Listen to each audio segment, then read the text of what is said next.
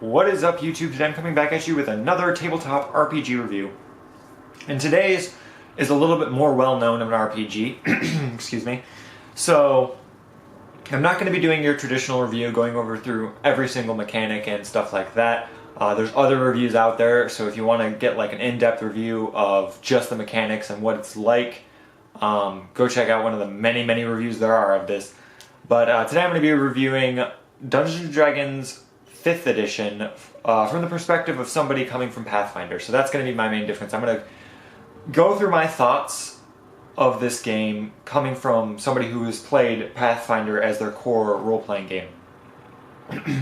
Now, why am I picking up this if Pathfinder's my core role-playing game? Recently, my Pathfinder group took like a vote and has decided, against my vote, to switch from Pathfinder to 5th edition. I was one of the two that decided that I wanted to stay with Pathfinder, but everybody else wanted to switch to 5th edition. And mainly that's due to shows like Critical Role and stuff, and I don't know, they thought it was a lot easier, which it ain't. It's a lot more simplified, but I was one of the ones that preferred Pathfinder, so I'm going to give you what I think about it, coming from my perspective as somebody who really likes Pathfinder, and whether or not I think this book is worth it. So this is the 5th edition of Dungeons & Dragons, for those of you who've never played an RPG or don't really play D&D. There's 5 previous editions of the Advanced Dungeons & Dragons title. That's what this is, and then there's 2 other versions of Dungeons & Dragons before 1st edition, which are the original Dungeons & Dragons, which came in a box, and then the basic set stuff that also came in boxes. And the rest have been, you know, these edition type stuff. So there's 3 core rule books, unlike Pathfinder. So that was my first thing that I'm not particularly fond of, and I knew that I was not going to be fond of going in. You only need 2 books to play Pathfinder. This book right here contains all the rules and class options and everything for a game master and a player. And then you'll need a bestiary, or a bestiary, sorry. You'll need the bestiary to go along with it, and those are the only 2 books you need. Dungeons & Dragons requires you to have at least 3 books to run the game. To play the game alone, you only need this book, and same with Pathfinder, you only need this book to play Pathfinder, but if you're going to run it, you're going to need this, which is the Player's Handbook.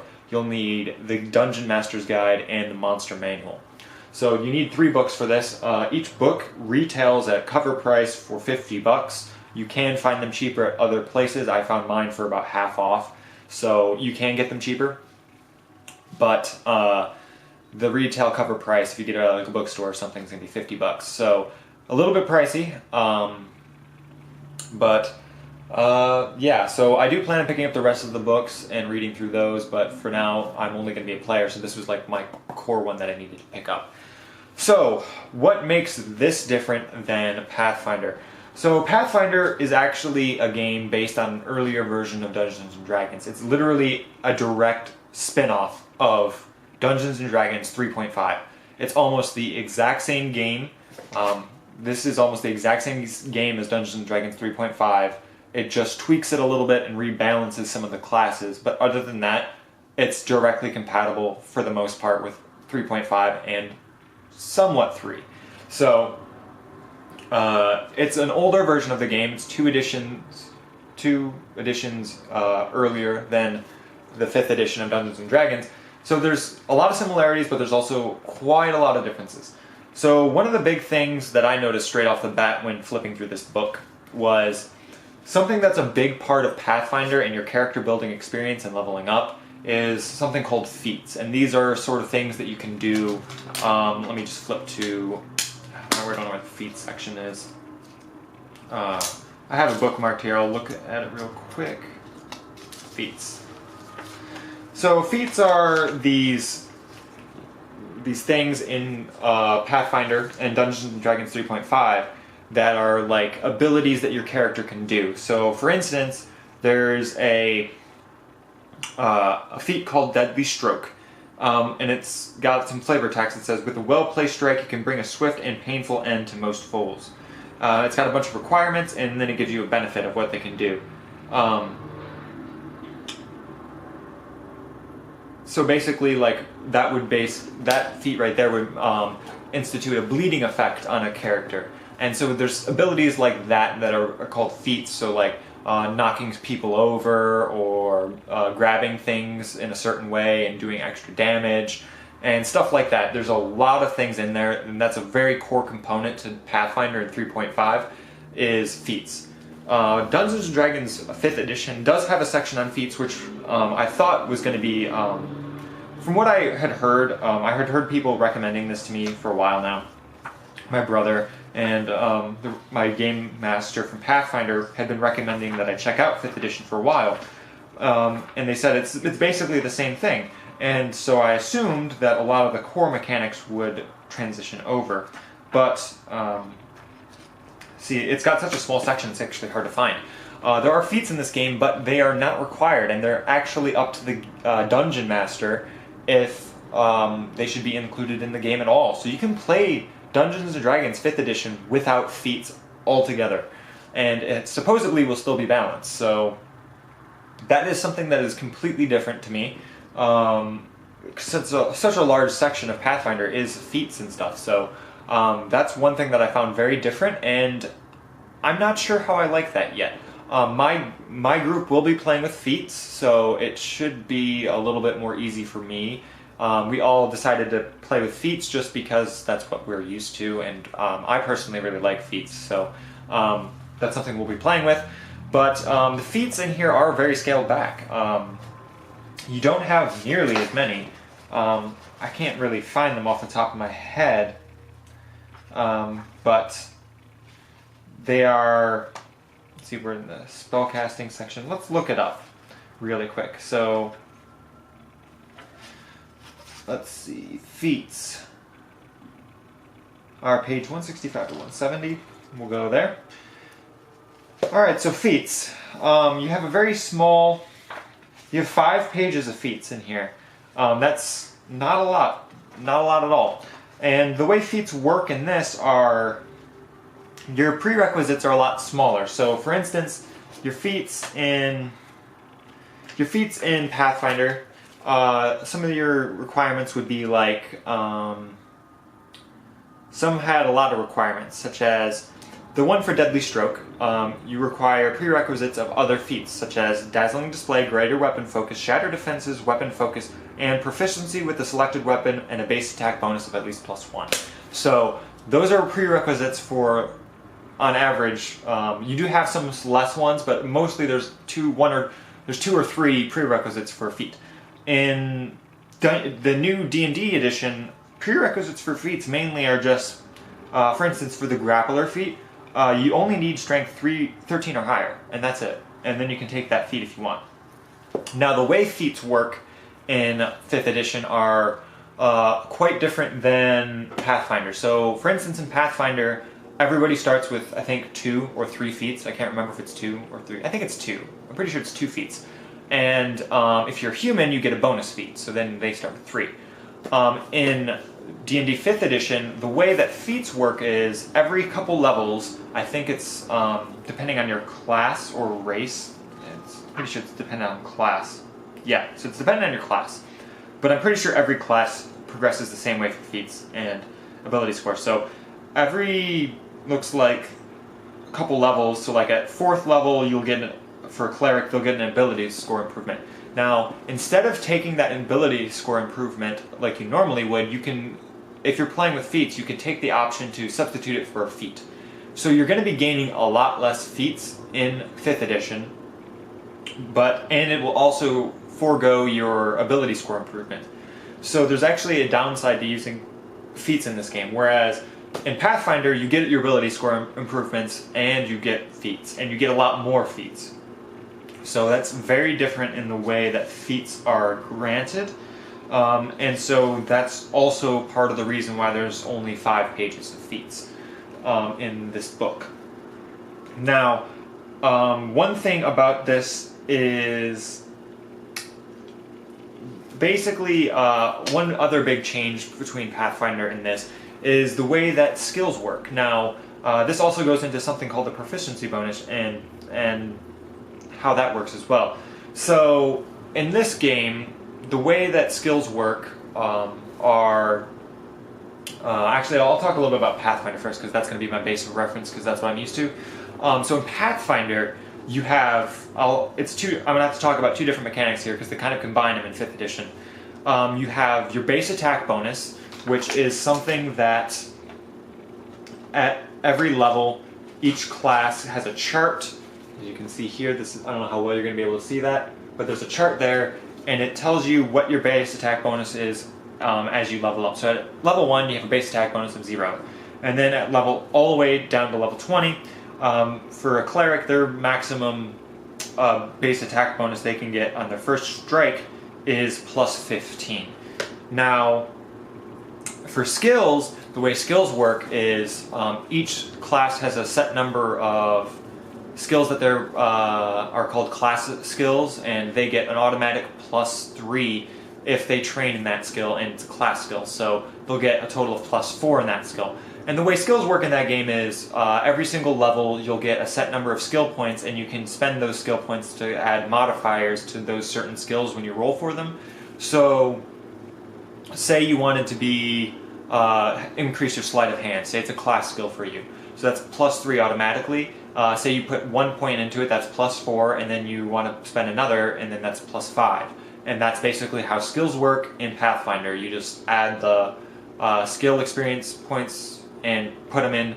Now there's a cap on those where you can only level them up. You can only put as many points as you're leveled into it. So say you're level 7, the maximum amount of points you can attribute to it is 7. But if it's a class ability, you still get those 3 bonus points. So at level 7, if it's a class ability, you'll get a maximum of 10 skill point modifiers. Now, the way that's all set up made it very sort of like on an increasing scale, because obviously as your character levels up, they're going to get better at a lot of different things, because you can spread them out. There's a bunch of different skills, and you can spread them out however you want. Now, the way skills work in this, they work off your proficiency bonus. So your proficiency bonus is basically what is replacing base attack bonus and a couple other things. So your base attack bonus is gone, and you're replacing that with your proficiency bonus. So in Pathfinder, for instance, on an attack, you would add your base attack bonus plus your strength for a melee character. In D&D 5th edition, you'll add your proficiency bonus plus your strength.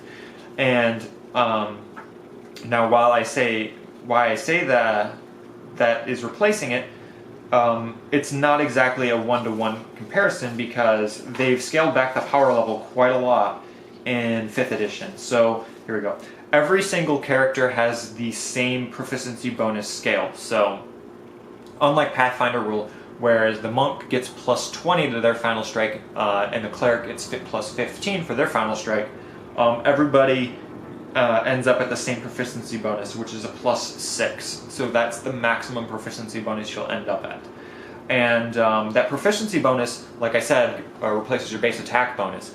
It also applies to your skills. Now, the way skills work in this game is you don't really pick what you're proficient with, for the most part.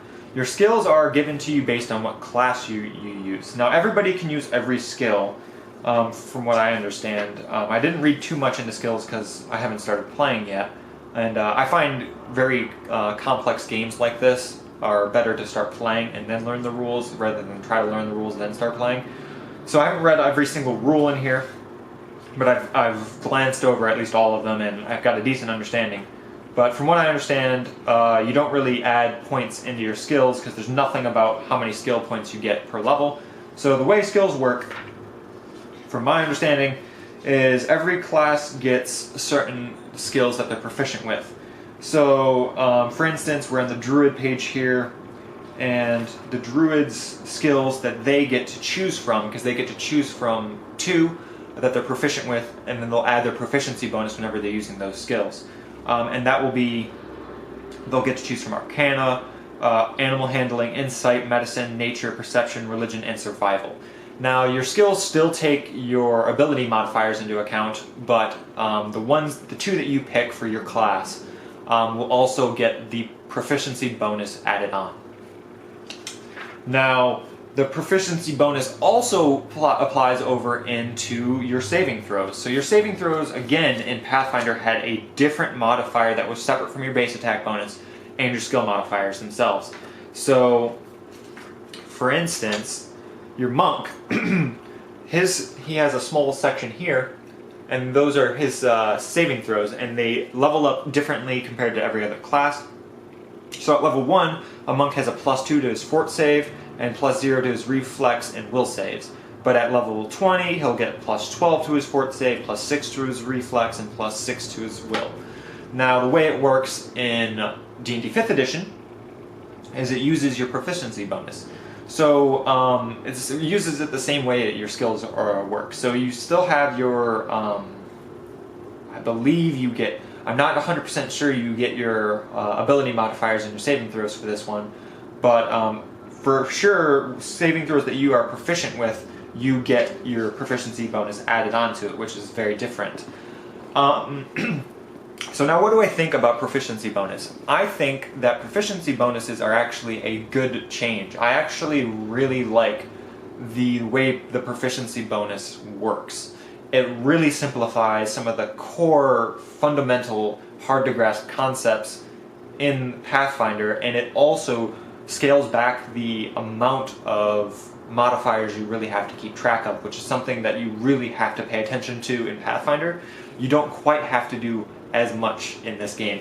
So that's one thing I really appreciate about 5th edition is the proficiency bonus and how versatile it is. Now, not only is your proficiency bonus scaled back, but you also get scaled back in terms of damage and sort of the high fantasy. It really tried to play down your power level in this game because one of the big things about Pathfinder is when you get up into the higher levels, your character becomes so powerful that it's hard to really challenge them. And when you do challenge them, it tends to be a hit or die type situation. So what they've tried to do is they try to scale back the powers quite a lot and make it a lot more scaled back. And I think they did a pretty good job on that. And one thing I really want to take account for is I showed you just recently the chart for the monk in Pathfinder, and this is the chart for the monk in 5th edition. And as you can see, it's a much more simple chart to understand. The way that this book is set up is very logical, and I really, really like the way that this book is set up. So I really like that. That was a nice thing. Archetypes.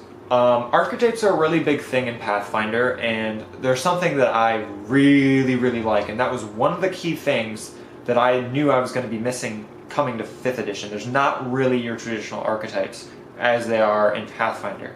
So, for instance, they do have a little bit of archetype stuff going on. So, for instance, if you want to play a druid, you have sort of like a prestige type archetype deal, where once you reach 3rd level, I think, at least that's what it is for the ranger, because that's what my character is going to be. Let's see, I think let's see, this is right here.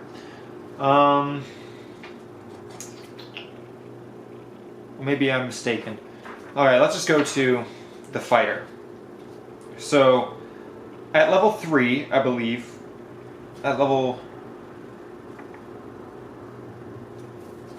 Maybe it's only the ranger that's like that. This is news to me, because I only really looked at the ranger. Let's go to 89. So, for instance, now I'm going to give you an example, because I know this is the way this works in the ranger, because I read through this. So, oh wait, no. Yeah, so at level 3, you can basically choose an archetype, and you'll get a set number of abilities with that archetype. Or you can pick it out at first level, and when you hit level 3, that's what your archetype's going to be. But you don't really get the benefits of the archetype until level 3, at least. So, for instance, in Ranger, the archetypes are Hunter and Beastmaster. Now, a Beastmaster gets an animal companion, and a Hunter gets proficiency at slaying a certain type of creature. And that's basically all archetypes really are. You really are just the same class, but with slight prestige abilities added onto it. Not the same way as Pathfinder, where you substitute whole subsets of abilities for your archetypes. So they don't really work the same way, and you don't quite get as many abilities as well. But there are there. I don't really consider them to be actual archetypes, so really you only have your base classes. Now, the way magic works is the same as Pathfinder, so there's no real issues there. Now, one thing I really want to talk about in this that has no reference in Pathfinder. Pathfinder is very mechanics focused. Now, D&D 5th edition addressed one of the major complaints with Dungeons & Dragons, and that was the lack of role-playing material.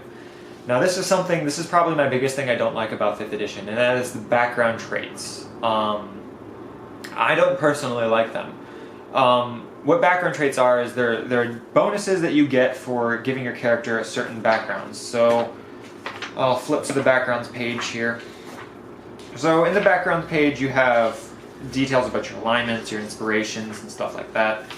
But then you get like your actual background sections, and they kind of look like that. Now what they actually are basically like your backstory. So in Pathfinder, it was all left up to the player to make an interesting and narrative backstory, and you don't really get any bonuses or anything for that. It's just to add flavor to your game, which made it also able to, if you don't really want to focus on role-playing at all, and you're not very into role-playing and you just want to play this game for the tactical combat style stuff, Pathfinder, I would say, is better for that. But in 5th edition, they give you mechanical bonuses to picking backgrounds in the book. Now, it does say your dungeon master can make backgrounds for you and give you backgrounds, but that just leads me into a sticky situation where some people may feel like they got gypped because their backgrounds aren't as good as other background bonuses and stuff like that, and it kind of lends itself more to favoritism unless you pick one that's in the book. So in my opinion, it kind of limits the role-playing aspect for me, as somebody who likes to create their backstory from scratch. But they do have quite an array of backgrounds here, and it does also, on the counter side of that, offer a benefit to people that are new to role-playing or don't really know how to role-play or are more timid about it. It offers a way to give them a framework to create a background. And it gives you tables to roll, so if you absolutely have no idea what you want your character to do, you pick a background, then you just roll the random tables and you have a backstory, just like that. So I mean, there's a benefit there, but overall, I don't really like this system at all, because I think adding mechanical advantages to your backstory offers a way to make favoritism more prevalent, unless you pick one from the book here. And there's not a whole lot of backgrounds to choose from. There's one per page, and there's how many pages we get? Starts at 127 and ends at 141. So you got a few pages there, but you only get one per page there. So it is what it is. It's not something that I'm super fond of, but unfortunately we were playing with it, so I had to kind of work with that. Now this does kind of also have another new system, and it is something called advantages and disadvantages, where a DM can sort of give you like a little bonus if he thinks you're doing really well, or a hindrance if he thinks that you should not be doing that. So there's that, and it gives you, I don't really know what it is, because I haven't really looked at it, because it's not something I need to know. But you basically get advantages and stuff like that. Now, there are also things in here like random tables for treasures and trinkets, so that's kind of cool. One thing I was extremely surprised about, since this is the player's handbook, but it kind of makes sense. On the back here, there are some creature stats. So there's some stat tables for creatures back here. Now, I'm guessing the main reason for this is because creature companions. But you could technically use some of these as monsters, because there is a giant spider, there's a reef shark, a skeleton, a sprite, a tiger, a zombie. So you've got some stuff back there for if you're a necromancer, I guess, or you have a character companion and stuff like that. But yeah, so then you have all your spells. Spells are very much similar to the way Pathfinder works. One thing I do like better about D&D 5th edition and the way their book is set up is their appendix section offers very, very nice overviews of all the core mechanics in very short and brief ways. So it's very nice. It also offers quick reference charts for the gods and everything. So that is one thing I am incredibly impressed with, is the appendix in this book. But other than that, it's all very similar. So the core mechanics are basically similar but different, is the way I would call this game. Now, what you like better is really all up to preference. Personally, I'm not going to know whether I like 5th edition more or less until I really play it, which I will get into soon, because my group is going to be playing this. But for now, after reading through these books, I really still prefer Pathfinder. But I will say that I am pleasantly surprised by 5th edition and how much I like it. It's a good edition. I think it's really great. It's better for teaching new players. It does simplify a lot of mechanics that I didn't talk about. But it simplifies pretty much everything and makes it a lot easier to understand. The way it goes through the rules is easier to understand, so it's really easy to make characters and everything, and the character building experience is a lot faster. This is much more complex, a lot more rules, a lot more modifiers that you have to keep track of. But one last thing I want to talk about before we go here is the character sheet. And I always like to judge the RPG's complexity on the character sheet, because how big your character sheet is and how complex the character sheet is really determines, really can show you how complex the game itself is. This is the D&D 5th edition character sheet. This is one of the alternate ones, but the normal one has basically the same information in a more traditional sense. This is just more stylized. So this is the character sheet, and it's only 2 pages here. So you've got, on the second page, you have your equipment, your treasure, and your feats and background. And that's pretty much all the second page is. And then the first page is everything else. It's really nice. You have your weapon attacks, your spell attacks, your spellcasting details, your hit points, your name, your alignment, your descriptors, your class features, your racial traits, your coins, your armor class, your proficiencies, your skills, and your spells. And it has a small section for prepared spells as well.